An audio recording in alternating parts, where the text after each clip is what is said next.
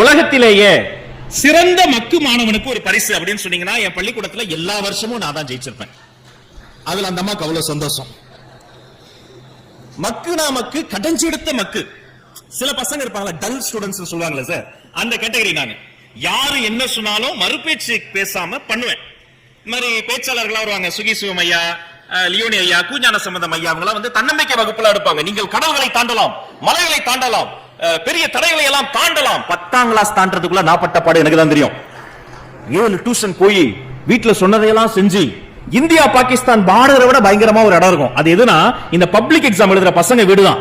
சும்மா அப்படி போய் நான் தண்ணி எடுத்து குடிச்சா பெத்த வயிறு 10 எரியுதுரா, பப்ளிக் எக்ஸாம் தண்ணி குடிக்கிறேன் அப்படிம்பாங்க. ஒரு தீவிரவாதி மாதிரியே எங்க அம்மா அப்பா என்னை பாத்துக்கிட்டே இருப்பாங்க. 7 டியூஷன் அனுப்புறாங்க, எக்ஸாம் வந்து இது எழுதுனேன். இப்பெல்லாம் நீங்களா ஆசீர்வதிக்கப்பட்ட குழந்தைகள் எல்லாம் 600 மார்க் எழுதுறீங்க. நான் எழுதினப்பலாம் 1200 மார்க்கு எழுதுறாங்க. போய் ப்ரௌசிங் சென்டர்னு ஒண்ணு இருந்தது, அதெல்லாம் அழிஞ்சு போச்சு, டைனோசரஸ் மாதிரி. சைக்கிள் எடுத்துட்டு பெடல் போட்டு போய் ப்ரௌசிங் சென்டர்ல போய் ரிஜிஸ்ட்ரேஷன் நம்பர் வாங்கிட்டா கெட் அவுட் வெளில போ அப்படின்ட்டாரு. ஏன் சார்? ஷூவை போய் கழட்டிட்டு வா, கம்ப்யூட்டருக்கு வைரஸ் வரும்னாரு. ஏன் ஷூல இருந்து தான் அந்த கம்ப்யூட்டர் வைரஸ் வருமா? சரி கழட்டிட்டு உள்ள போய் ரிஜிஸ்ட்ரேஷன் நம்பர் கொடுத்து ரிசல்ட் வாங்கின உடனே மேக்ஸ்ல பாஸ் ஆன்னு பார்த்தேன். ஏன்னா எனக்கும் மேக்ஸுக்கு ஒரு பரம்பரை தகராறு, செட் ஆகாது. 200க்கு 90 மார்க் வாங்கினா பாஸ். 200க்கு நான் ஜஸ்ட் 92 ஜஸ்ட் பாஸ். பரவாயில்ல, குலதெய்வத்துக்கு ஒரு கும்பிட போட்டு 4ஆம் முடிச்சு பாக்கெட்ல வச்சுட்டு சைக்கிள் எடுத்துட்டு ஆத்தா நான் பாஸ் ஆயிட்டேன்னு சொல்லலாம் சந்தோஷமா வீட்டுக்கு சைக்கிள் போட்டு வரேன். என் பக்கத்து வீட்டு பையன் வாசல்ல முட்டி போட்டிருக்கான், கூட சேர்ந்து +2 எழுதினவன். என்ன மாப்பிள்ள முட்டி போட்டிருக்கேன் அப்படின்னு அவன் சொன்னா, இல்லடா ரிசல்ட் வந்துச்சு மேக்ஸ்ல மார்க் கம்மின்னு எங்க அப்பா பனிஷ்மெண்ட் கொடுத்துட்டாரு.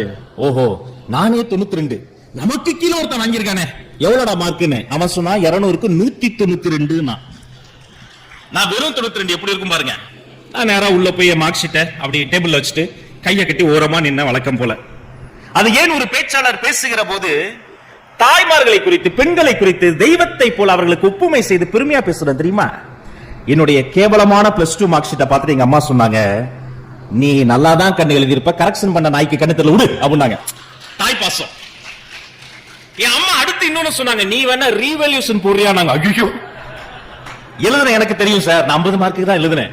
யாரோ ஒரு புண்ணியமா 92 மார்க் போட்டு பாஸ் ஆகி விட்டுருக்கேன். அம்மா வேண்டாமா, 12 வருஷம் பூஸ்ட் போன்விட்டா நீ போட்டு நான் குடிச்சு 7 டியூஷன் சென்டர் போய் கஷ்டப்பட்டு எழுதி வராத மார்க் 450 ரூபாய் ரீவல்யூஷன் வந்தா நம்ம பரம்பரை கஷ்டிக்க வேண்டாமான்ட்டேன். எங்கம்மா விடல, அவங்க வந்து ஆர்மிக்காரர் பொண்ணு, எவ்வளவு செலவானாலும் பரவாயில்லடா, நம்ம மேனேஜ்மெண்ட்ல சீட் வாங்கிடலாம். ஏங்க இந்த இஸ்ரோல சேர்றது எப்படி, ஏங்க இந்த நாசால சேர்றோம்னா, எங்க அம்மா இப்ப வரைக்கும் நாசாங்கிறது ஒரு இன்ஜினியரிங் காலேஜ் நினைச்சுக்கிட்டு இருக்கு. இப்படியே பேசிக்கிட்டு இருந்தா எங்க அப்பா என்னைய பாத்துக்கிட்டே இருந்தார், ஒன்னும் சொல்ல, தங்கமான மனுஷன். அப்படி தனியா கூப்பிட்டார், ஒரு லைன் சொன்னாருங்க, மகனே நீ யாருன்னு எனக்கு தெரியும், நான் யாருன்னு உனக்கு தெரியும்.